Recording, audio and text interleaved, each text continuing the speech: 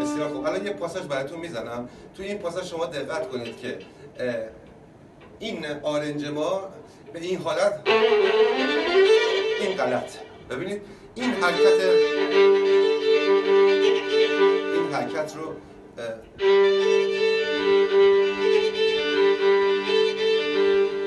ببینید، این مچ هست که روی سیم ها رفت آمد داره و بعد اینو بارها گفتم انگشت سوم رو یک باره ول نکنید که بتونید یه پاساژی به این شکل.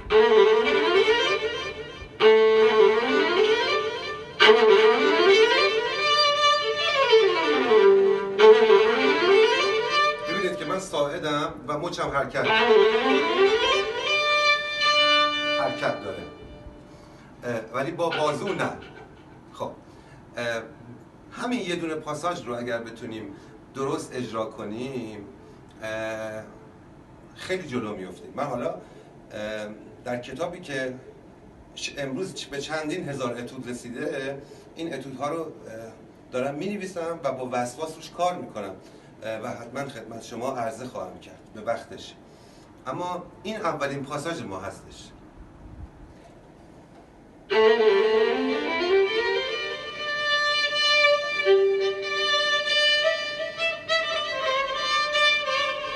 خب حالا میخوام پوزیشن دوم بیام. قبلا گفتم که چقدر در پوزیشن دوم میتونیم موفق باشیم.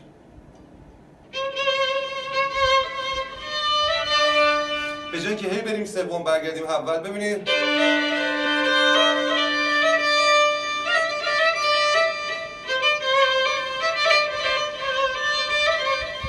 خب حالا همین اگه بخوایم یه 4 مضراب بزنیم ببینید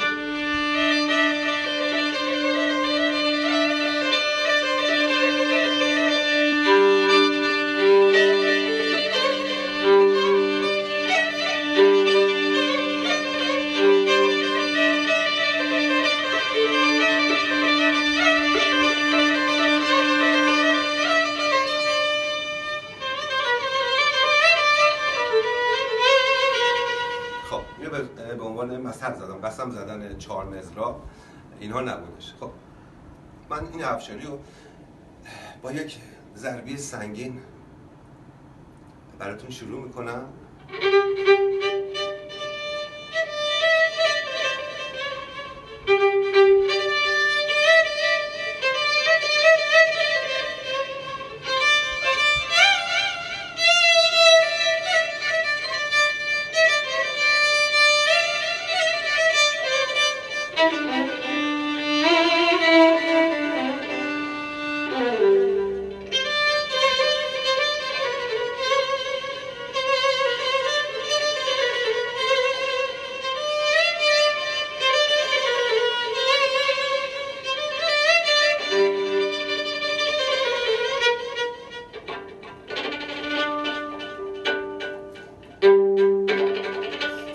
توضیح اینجا بدم. این آرشه قبلا بهش گفتن آرشه پاگانینی در زمانی که من آرشه ریکوشه یا ریکاشه هست. دقت کنید اینو نمیتونید شما به این شکل بزنید. اینو فقط با فشار اولیه و بعد دست این شستمون و انگشت سبابمون در حالت کاملا آزاد. ببینید بعد تعدادشو همینجوری پرتاب نکنید روی سیم، تعدادش رو بشمارید.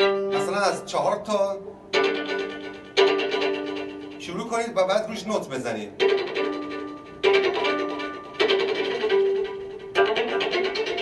ببینید من فقط با یه دونه فشار اولیه و به این شکل 4 تا 5 تا 6 تا. خب اینو گفتم که چون میخوام بیشتر جنبه‌های آموزش پیدا کنه فقط همینجوری شروع نکنم به نواختن، هر جا که لازم شد باز براتون توضیح میدم. خب اینجا یه تکه در افشاری زدم. ما به ویبراسیون انگشت دوم من دقت کنیم.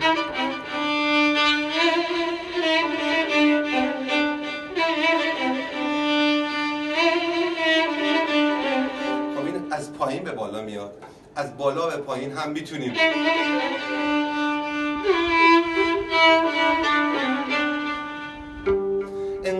انقدر این ویبراسیون ریز باشه، نه به این حالت. ببینید انقدر باید ریز باشه انگار که دقیقاً از مویرگ‌های مغزتون میاد، از بعد مغز، احساستون، منطقتون، همه چی با هم ادغام میشه و بعد میرسه به این انگشت.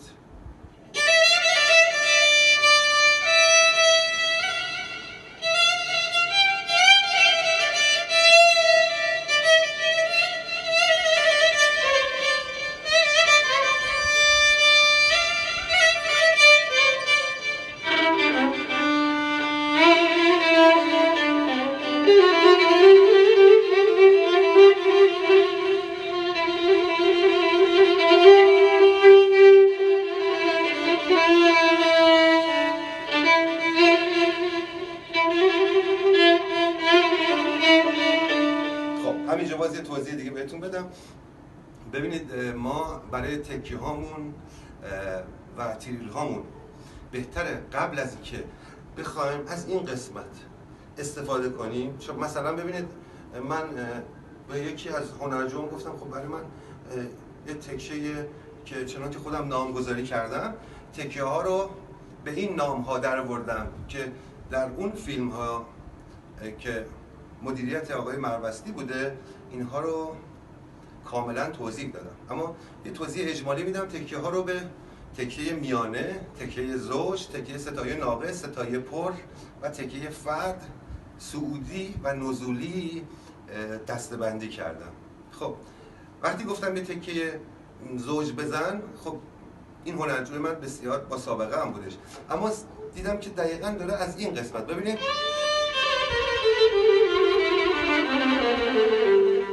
به این شکل استفاده میکنه. خب این صداش خیلی هیچ وقت صدا استخوانی نخواهد شد تا فراموش نکنید هیچ کسی دقیقاً باید از این مفاصل، فقط از این مفاصل استفاده کرد.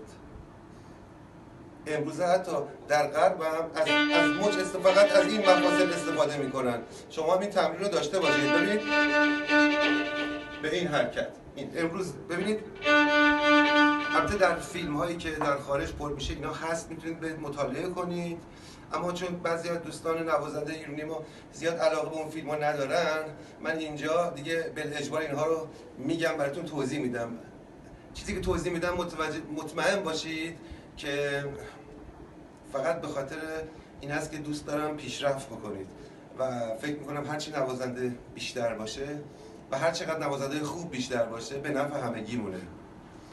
ببینید